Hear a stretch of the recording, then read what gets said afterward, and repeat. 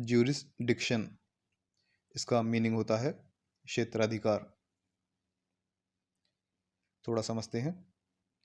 मान लो किसी मैटर पे कोई डिस्प्यूट है किन्हीं दो पार्टीज के बीच में, ठीक है, किन्हीं दो पार्टीज के बीच में डिस्प्यूट है।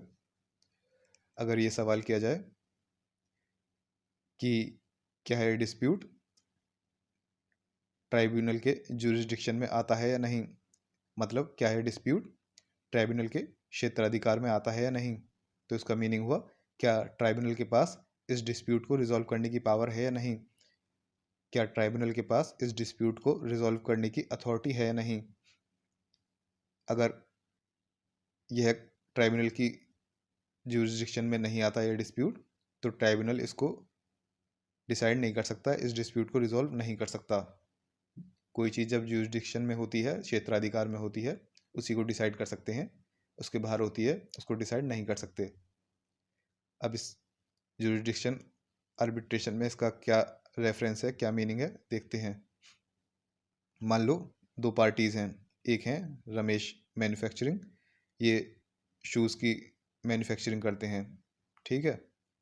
दूसरी पार्टी है Adidas, Ramesh ji shoes manufacture करके एडिडास को सप्लाई करते हैं, एडिडास इनको सेल वगैरह करती है।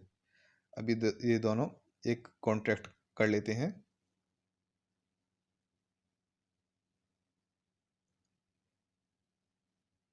कॉन्ट्रैक्ट में सारी डिटेल्स वगैरह लिख दी जाती हैं कि रमेश जी जो हैं वह एडिडास को ऐसे ऐसे शूज़ वगैरह सप्लाई करेंगे, और भी टर्म्स एंड कंडीशंस कि इस रेट पे और ऐसे ऐसे जो भी कुछ है।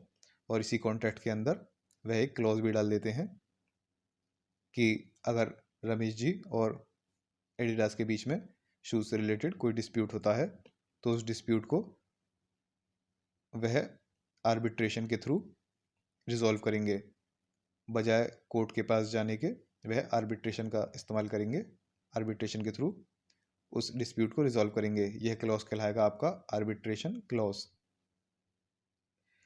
यह आर्बिट्रेशन क्लॉज जो है एक तरह से सेपरेट आर्बिट्रेशन एग्रीमेंट की तरह ही है।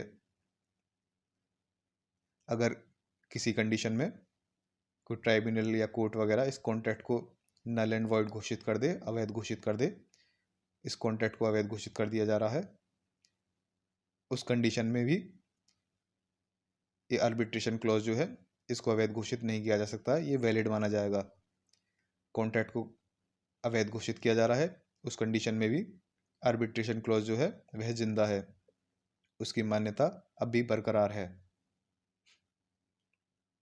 अब इन दोनों के बीच में कोई डिस्प्यूट होता है, रमेश जी और एडिडास के बीच में कोई डिस्प्यूट होता है, तो रमेश जी इस आर्बिट्रेशन क्लॉज आर्बिट्रेशन एग्रीमेंट के अनुसार उस डिस्प्यूट को आर्बिट्रेशन के पास ले जाते हैं, आर्बिट्रेशन के लिए ले जाते हैं आर्बिट्रल ट्राइब्यूनल के पास, ठीक है। और अगर एडिडास ये कहे कि भाई ये कॉन्ट्रैक्ट ही नल एंड वॉइड घोषित हो गया है, अवैध घोषित हो गया है, तो आर्बिट्रेशन क्लॉज ही क्या करेगा, अब आर्बिट्रेशन क्लॉज की कोई मान्यता नहीं है, इसका कोई एग्जिस्टेंस नहीं है, इसकी कोई वैलिडिटी नहीं है, तो ये सब क्वेश्चंस कौन डिसाइड करेगा, ये एडिडास जो है किससे कहेगी, ये सब शिकायतें किससे करेगी, ये सब अपील किससे करेगी। एडिडास जो है खुद जो आर्बिट्रल ट्राइब्यूनल है आर्बिट्रेशन जो करेगा उसी के पास जाके अपील कर सकती है, क्या ये आर्बिट्रेशन क्लॉज वैलिड है या नहीं है, आर्बिट्रेशन एग्रीमेंट वैलिड है या नहीं है, इसकी एग्जिस्टेंस है या नहीं है, ये सारे सवाल जो है आर्बिट्रल ट्राइब्यूनल ही डिसाइड करेगा। अगर इसकी एग्जिस्टेंस या वैलिडिटी पे कोई सवाल आता है तो इसका मतलब आर्बिट्रल की ट्राइब्यूनल की जुरिस्डिक्शन पे सवाल आ रहा है। अगर एडिडास कह रही है कि ये आर्बिट्रेशन क्लॉज जो है ये वैलिड नहीं है, तो एक तरह से एडिडास ये कह रही है कि आर्बिट्रल ट्राइब्यूनल के पास इस डिस्प्यूट को रिजॉल्व करने की कोई जुरिस्डिक्शन नहीं है, कोई पावर नहीं है। कैसे, देखते हैं। ट्राइब्यूनल में give ruling on its own jurisdiction, existence और वैलिडिटी ऑफ आर्बिट्रेशन एग्रीमेंट। अगर आर्बिट्रेशन एग्रीमेंट से रिलेटेड उसकी एग्जिस्टेंस या उसकी वैलिडिटी से रिलेटेड कोई सवाल किया जा रहा है, कोई कह रहा है कि आर्बिट्रेशन एग्रीमेंट जो है वैलिड नहीं है या फिर ये एग्जिस्ट ही नहीं करता, इस चीज़ को डिसाइड करना यह खुद ट्राइब्यूनल का ही काम है। ट्राइब्यूनल अपने जुरिस्डिक्शन पे खुद रूलिंग दे सकता है, ये खुद ही ट्राइब्यूनल ही डिसाइड करेगा कि उसका जुरिस्डिक्शन है या नहीं है, क्या ये आर्बिट्रल एग्रीमेंट वैलिड है या नहीं है, ये एग्जिस्ट करता है या नहीं है। ये खुद ट्राइब्यूनल के पास ही यह पावर होती है डिसाइड करने की। पार्टीज वगैरह किसी और के पास, कोर्ट्स वगैरह के पास नहीं जा सकते ये कहने के लिए कि ट्राइब्यूनल के पास तो जुरिस्डिक्शन ही नहीं है इस डिस्प्यूट को रिजॉल्व करने की। इस पर्पस के लिए आर्बिट्रेशन क्लॉज अगर किसी कॉन्ट्रैक्ट में है, वह एक आर्बिट्रेशन एग्रीमेंट के तौर पे ही माना जाएगा, independent of other terms of contract. जैसे कॉन्ट्रैक्ट के अंदर आर्बिट्रेशन क्लॉज जो है, इसको एक आर्बिट्रेशन एग्रीमेंट के तौर पे ही माना जा रहा है, ये और टर्म्स एंड कंडीशंस जो है कॉन्ट्रैक्ट की, उनसे इंडिपेंडेंट है। If the tribunal decides that the contract to be null and void, this also does not make the arbitration clause invalid. अगर ट्राइब्यूनल डिसाइड करे कि यह कॉन्ट्रैक्ट जो है नल एंड void है, अवैध है, उस कंडीशन में भी आर्बिट्रेशन क्लॉज वैलिड ही माना जाएगा। आई होप आपके समझ में आ गया है। एक दो बार और देख लेना, इस वीडियो को रिपीट कर लेना या फिर पीडीएफ से इसका रिवीजन कर लेना। मैंने कोशिश की है आपको समझ में आ जाए।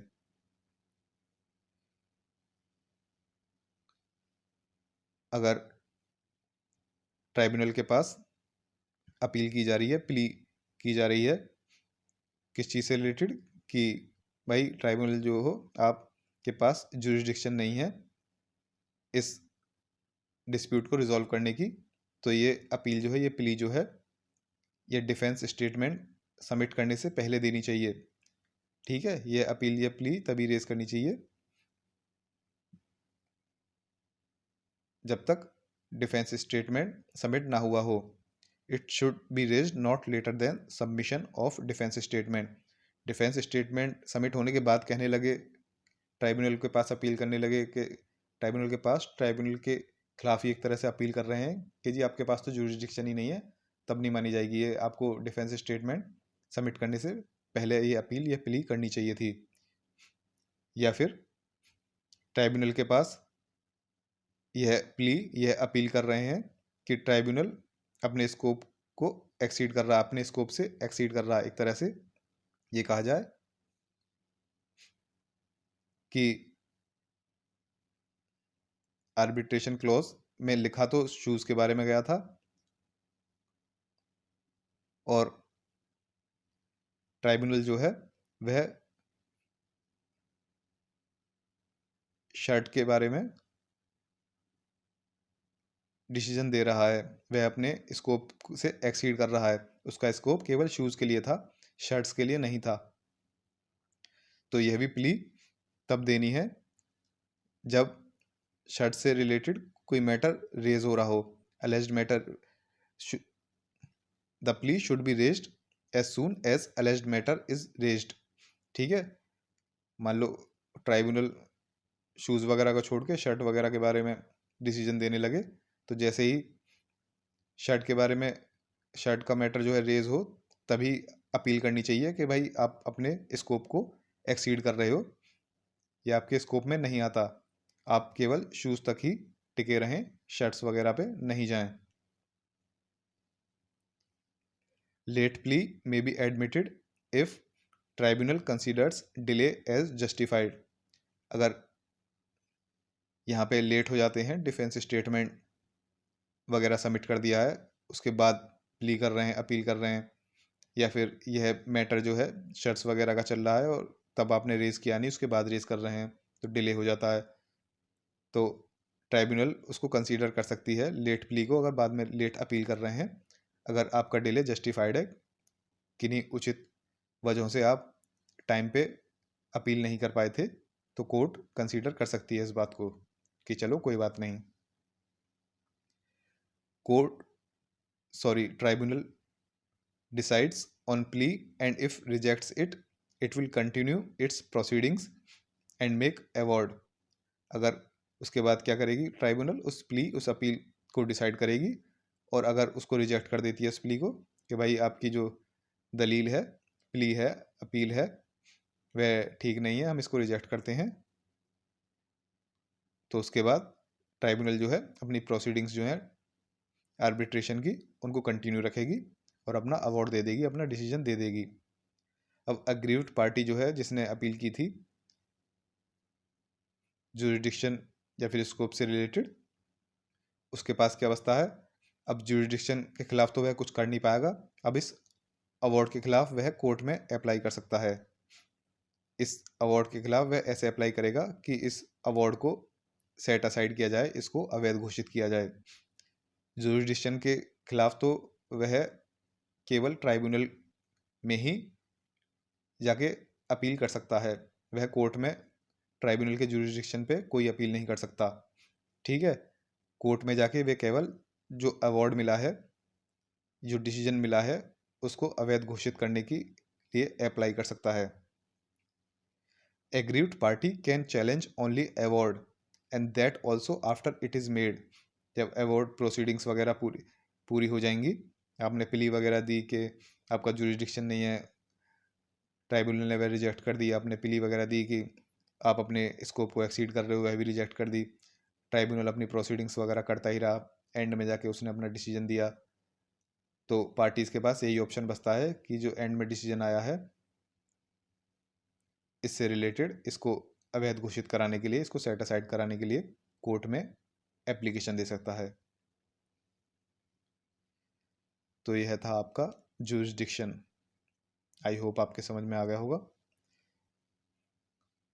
रिवीजन के लिए अगर ये पीडीएफ चाहिए तो इसका डाउनलोड लिंक डिस्क्रिप्शन बॉक्स में डाल देंगे, इंटरेस्टेड हो आप वहाँ से ले सकते हैं। नेक्स्ट टॉपिक होगा आपका conduct of arbitral proceeding. Arbitral proceeding कैसे की जाती हैं।